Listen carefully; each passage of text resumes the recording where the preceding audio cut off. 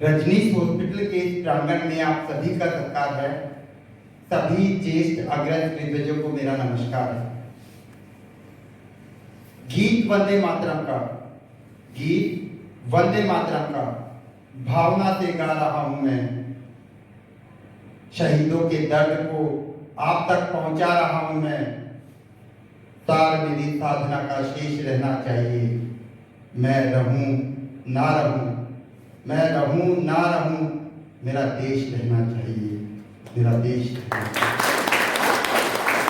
जैसा कि डॉक्टर साहब ने बताया, गुरुजी ने बताया कि आज हम लोग यहाँ इकट्ठे हुए हैं 30 जनवरी शहीद दिवस। देखा है हमने, जाना है, पढ़ा भी है महात्मा गांधी। जो मानते हैं वो ये मानते हैं कि महात्मा गांधी खुद एक दर्शन है, एक हस्ती है जो कभी मिट नहीं सकती। और जो नहीं मानते लोग वो कहते हैं पता नहीं क्यों नोटों पे इनकी फोटो है। आया था लंगोट में और छप गया आज हमारे नोट में। ऐसा ही है, ऐसा वाकया है, लोग कहते हैं।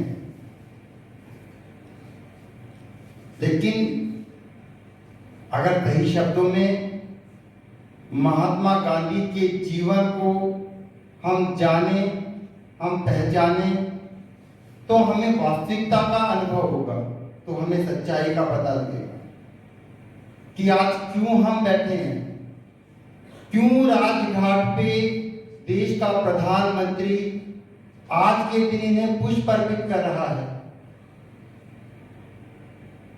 क्यों ऐसा हो रहा है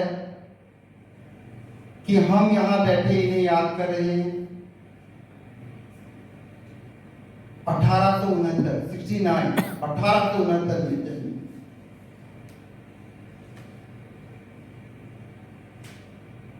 उन्नीस 1948 में मृत्यु को प्राप्त की इन्होंने।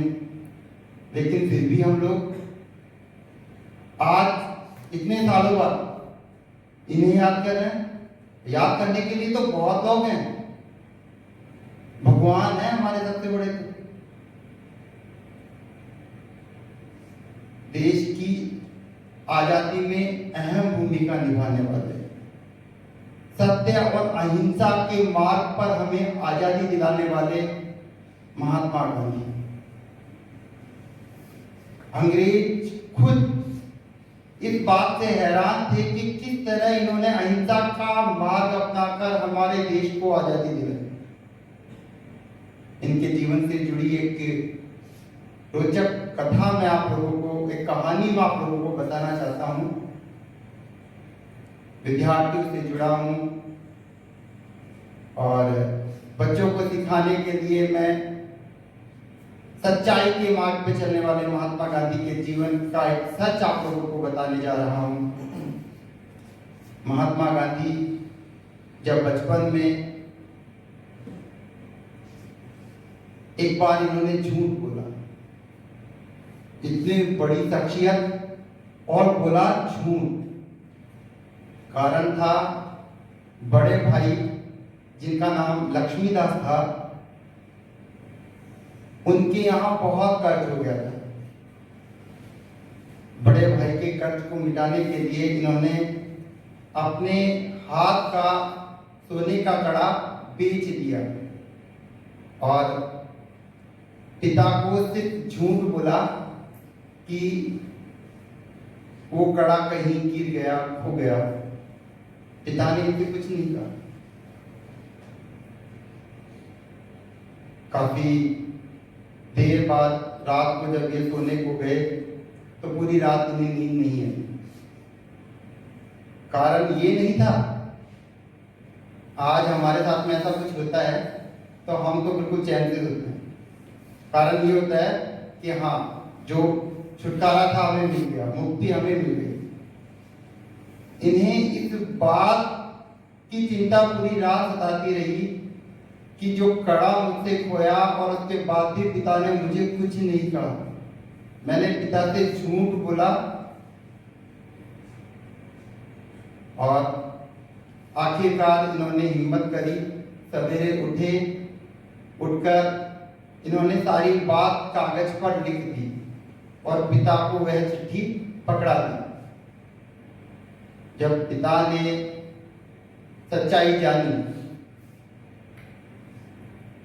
तो उनसे कुछ नहीं कहा और इन्हें अपने गले लगा दिया।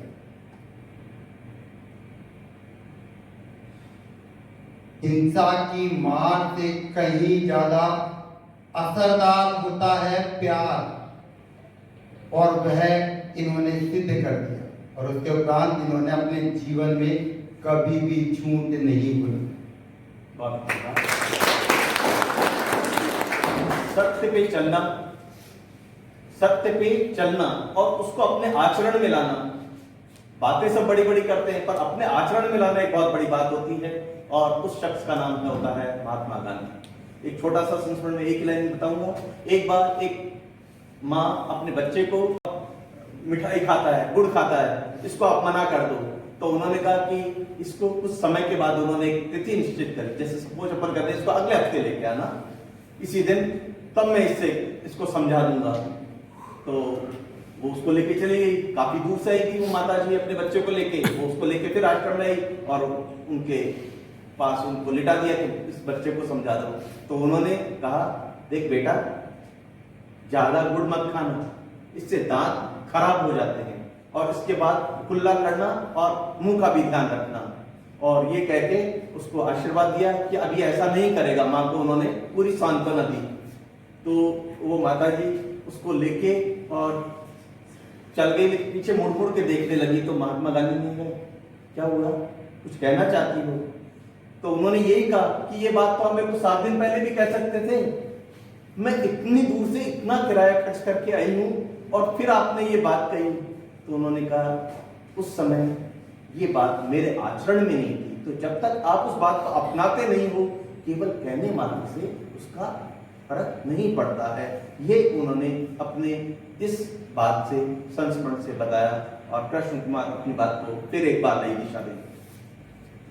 जैसा गुरुदेव ने अभी आपको बताया था कि बुराई और अच्छाई, बुरा मत देखो, बुरा मत सुनो, बुरा मत कहो।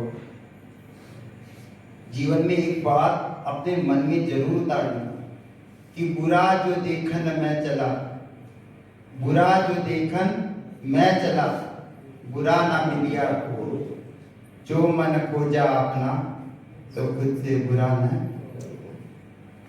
जीवन में इस बात को अगर उतार के चलोगे तो जीवन में कभी भी बुराई आपके यहाँ, आपके कर्मों से, आपके यहाँ वाणी से, आपके यहाँ मन से कभी नहीं हुई। महात्मा गांधी के जीवन के अधिकतर प्रेरक वचन हैं जो कि आप लोगों से जुड़े हुए हैं, हम लोग अच्छे से सुन चुके हैं। उनके जीवन का एक भजन था जो उन्हें बहुत प्रिय था। वैष्णव जन तेने कहिए, जे वीर पराई जाने रे।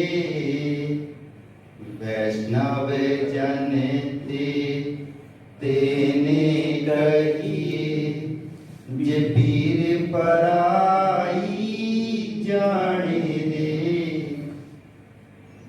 ये बहुत ही प्यारा भजन था जो महात्मा गांधी अक्सर सुना करते थे, और महात्मा गांधी गीता का पाठ किया करते थे अपने जीवन में। जब भी वो जो साबरमती आश्रम में जब रहे तो आश्रम के दौरान उन्होंने अपने जीवन में गीता को अपनाया। उनके जीवन में जो अभूतपूर्व परिवर्तन हुए, उनकी जीवनी जब आज एक हमारे यहाँ एक नॉर्मल स्टूडेंट अगर कोई भी अगर शाहपुरा से बाहर भी पढ़ के आता है तो उसका एटीट्यूड बिल्कुल चेंज हो जाता है, और तक ये देखने को मिलता है अधिकतर। वो विलायत से उस वक्त बैरिस्ट्री करके जब भारत में आए, बैरिस्ट्री की एक घटना मुझे याद आ गई कि जब उन्होंने वहाँ बैरिस्ट्री की तो उनके जो साथीगण थे, मित्रगण थे, उनका जो अहिंसात्मक रवैया था, जीव हत्या ना करना, तो उनका खाद्यान्न जो था और भोजन के लिए वो अन्नाहार यूज करते थे, काम में लेना अन्नाहार, अन्न का आहार लेते थे। तो उनके साथीगण उन्हें बोलते थे कि तुम जो ये विलायत का रवैया है, रहन सहन है, इसके साथ मैच नहीं करते हो। तो उन लोगों ने उन्हें होटल में खाने के लिए इनवाइट किया, बुलाया महात्मा गांधी को। तो महात्मा गांधी वहां जाते हैं तो एक बहुत बड़ी और एक नामी होटल थी जहां वो खाने के लिए आमंत्रित होते हैं। जैसे ही वो खाने के लिए वहां पहुंचते हैं तो खाना परोसने वाले वेटर से वो उस खाने का मेन्यू कार्ड पूछते हैं और पूछते हैं कि ये अन्नाहार है या नहीं। तो उनके मित्रगण उनसे काफी खफा होते हैं, उन पे गुस्सा भी करते हैं और उन्हें कहते हैं कि तुम इस लायक नहीं हो कि तुम लोग, यानी तुम हमारे साथ में बैठ सको, तुम जाइए और तुम बाहर जाकर बाहर का खाना खाइए, किसी भी छोटे होटल में या किसी ढाबे में जाकर खाना खा लीजिए। महात्मा गांधी अपने दोस्तों से बुरा ना मानते हुए बाहर जाकर खाना खाते हैं। महात्मा गांधी ने अपनाया कि अब ऐसा नहीं होने वाला है कि मैं अंग्रेज जो हैं उनके साथ में मैं बैठने उठने लायक नहीं रहूंगा। इसके लिए वो कुछ अलग करना चाहते हैं। वे नृत्य में वहाँ का डांस सीखते हैं, पियानो बजाना, गिटार बजाना सीखते हैं, यहाँ तक कि अपनी वेशभूषा परिवर्तित कर लेते हैं। पैंट शर्ट टाई लगाना, टाई बांधना नहीं आती उन्हें तो टाई बांधना सीखते हैं। आखिरकार उन्हें समझ में आता है कि मैं ये सब क्यों कर रहा हूं, आखिर मुझे जाना तो मेरे देश ही है, काम तो वही करना है, तो वहां तो मैं फिर अलग हो जाऊंगा। और इस तरह वो फिर पुनः वापस भारत लौटते हैं। ज्यादा समय नहीं लूंगा मैं, समय का ध्यान रखते हुए।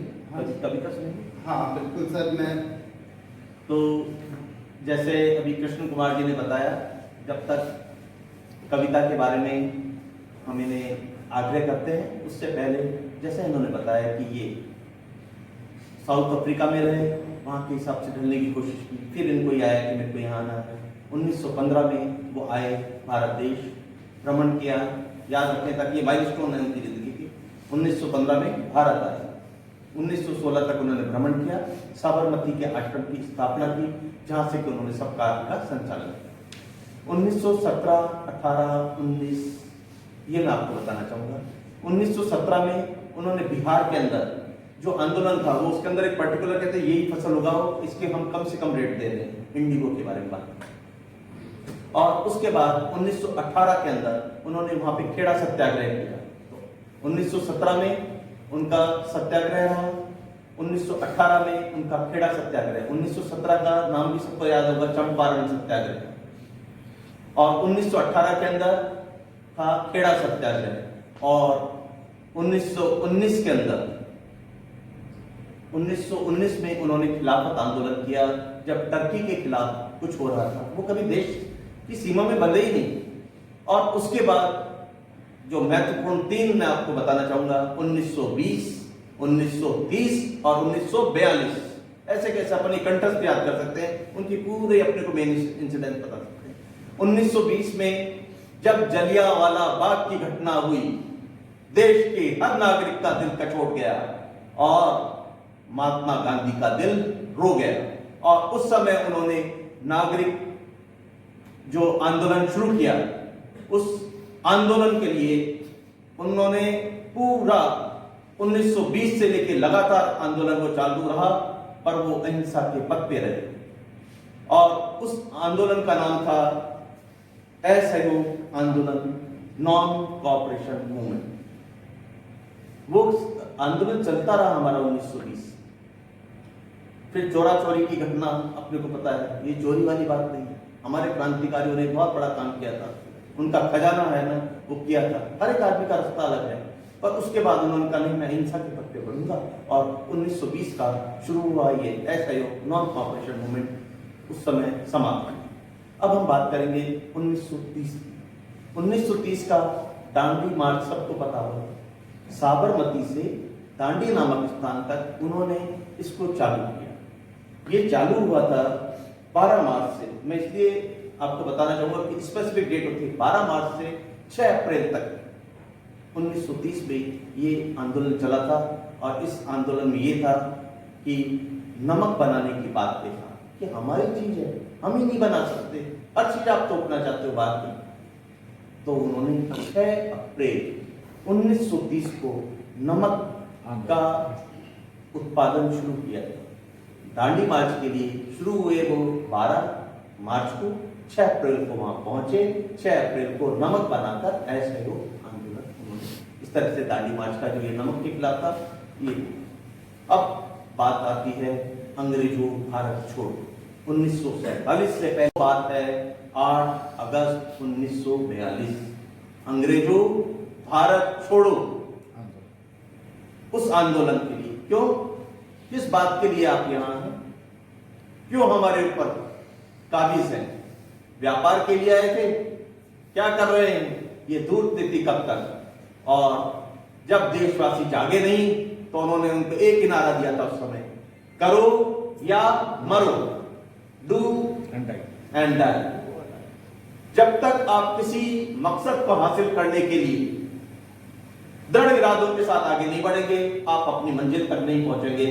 और इस प्रकार से वो कदम बढ़ते हुए भारत छोड़ो आंदोलन से अंग्रेजों भारत छोड़ो हुआ, और आज आप और मैं आजाद हैं। और उस महान शख्सियत और विचारधारा को दिल से नमन करते हैं, श्रद्धा सुमन अर्पित करते हैं। अब कृष्ण कुमार फिर आपको कहेंगे इसके। जैसा कि डॉक्टर साहब ने बताया कि हमारे देश की पहचान ये रही है कि आफ्ताब से बढ़कर जहां इबादत है जुगनुओं की, फरहतों की आप से रोशन वो आसना है, पूजा है मेहमान को भगवान से बढ़कर, पहचान की धरती का नाम हिंदुस्तान है। देखिए गमगीन माहौल है, लेकिन आज हम जो श्रद्धांजलि अर्पित करते हैं हम खुश हैं, हमारा मन खुश है। और जहाँ इतिहास की बात आती है तो इतिहास से जुड़ी हुई एक हास्य पद कविता है जो मेरे दिमाग में गूंज उठती है। और आनंद लेना, मैं नहीं बोलता कि ठहाके मार के हंसना है आपको, लेकिन सिर्फ आनंद लेना, शब्दों की करामात है, पहचानने की कोशिश करना। बहुत ही प्यारी कविता है कि इतिहास का पर्चा था उस दिन, इतिहास का पर्चा था उस दिन, चिंता से हृदय धड़कता था, थे बुरे शकुन घर से ही मेरा दायां नैन फटकता था। मैंने जो सवाल याद किए उनमें केवल आधे ही याद हुए, उनमें से भी स्कूल तक पहुंचते पहुंचते कुछ बर्बाद है। पर्चा हाथ में पकड़ा, सांप ही मानो सूंघ गया, पड़ते ही छाया अंधकार, चक्कर आया सिर घूम गया। और आंख मूंद कर बैठ गया, बोला भगवान दया कर दे, इन सभी प्रश्नों के उत्तर मेरे दिमाग में ठूस ठूस कर भर दे। आकाश फोड़ अंबर से आई एक गहरी आवाज, रे मूर्ख, आकाश फोड़ अंबर से आई एक गहरी आवाज, रे मूर्ख, व्यर्थ क्यों रोता है, जरा आंख उठाकर इधर देख, इधर मतलब पड़ोसी की तरफ, बोला जरा आंख उठाकर इधर देख, जिस तरह खेत की छाती पर चलता है हलवाले का हल, जिस तरह खेत की छाती पर चलता है हलवाले का हल, ठीक उसी तरह कलम चली मेरी चंचल। लिख दिया महात्मा बुद्ध महात्मा गांधी के चेले थे। लिख दिया बाबर का बेटा अकबर था, अकबर का बेटा था बाबर। और अंत में लिख दिया इतिहास की बात ना सच्ची थी ना सच्ची है, इतिहास को पढ़ना है बेकार, इतिहास तो बस माथा पच्ची है।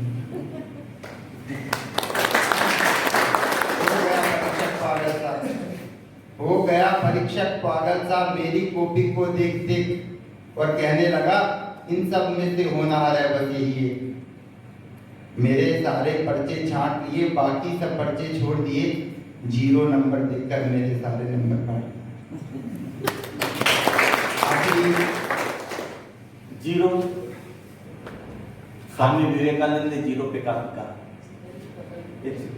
भारत का इतिहास शून्य का रहा। अब शून्य पे कृष्ण क्या कहते हैं, ताकि इसके बाद मैं आपको भी बताना चाहूंगा। ये एक लेखक है चंद्रशेखर भातुका। उन्होंने कहा कवि वक्ता डॉक्टर रजनीश रहेंगे, मैं किसी कारण से आ नहीं पाऊंगा, तो उन्होंने मेरे कल कहते ही एक कविता लिख के भेजी है। तो जब ये विराम देंगे उसके बाद इसको करके आज का कार्यक्रम को पूर्णता प्रदान करके हम अपने काम की तरफ जाएंगे। ये आयोजन हम सब इसलिए करते हैं कि इनसे अपने जीवन में लाएं और अपने समय को, जब हम ड्यूटी या समय किसी भी जगह स्कूल में विद्यार्थी में जाते हैं, कहीं काम करने जाते हैं, अस्पताल में आते हैं, जिस समय हम काम की ड्यूटी पे हैं, हम जैसे सीमा पर सैनिक सतर्क है उसी प्रकार से रहेंगे। एक पायलट की जैसे कि अगर जरा सी गलती कर दी तो उसका विमान पहाड़ियों में भी टकरा सकता है। इस प्रकार से ध्यान से काम करेंगे। आखिरी शब्दों में मैं डॉक्टर साहब का धन्यवाद अर्पित करना चाहूँगा। और सबसे बड़ी बात कि एक यानी कि मेरी सोच से बाहर सर मैं सोच भी नहीं सकता कि ऐसे सेमिनार भी आप आयोजित करते हैं, और ऐसा होना चाहिए। आज देश का युवा इतना भटक रहा है, उसे मोटिव ही नहीं पता, अपना जीने का उद्देश्य ही नहीं पता। अगर हम हमारे एम के पीछे जाएं तो पता नहीं हम किस मंजिल तक, क्यों वो भी तो इंसान थे जिन्होंने इतना किया है, देश के लिए किया है, समाज के लिए किया है, हम क्यों नहीं? हम भी उन्हीं में से हैं, हम भी इंसान हैं, जैसे वो थे वैसे ही हम हैं, जिस देश में वो जन्मे उसी में हम हैं। सर मैं आपको बहुत है सर, आपने जो किया। आखिरी कुछ लाइनें हैं। दे दी हमें आजादी बिना खड़ग बिना ढाल, दे दी हमें आजादी बिना खड़ग बिना ढाल, साबरमती के संत तूने कर दिया कमाल, रघुपति राजा राम। दे दी हमें आजादी बिना खड़ग बिना ढाल, साबरमती के संत तूने कर दिया कमाल, रघुपति राघव राजा राम।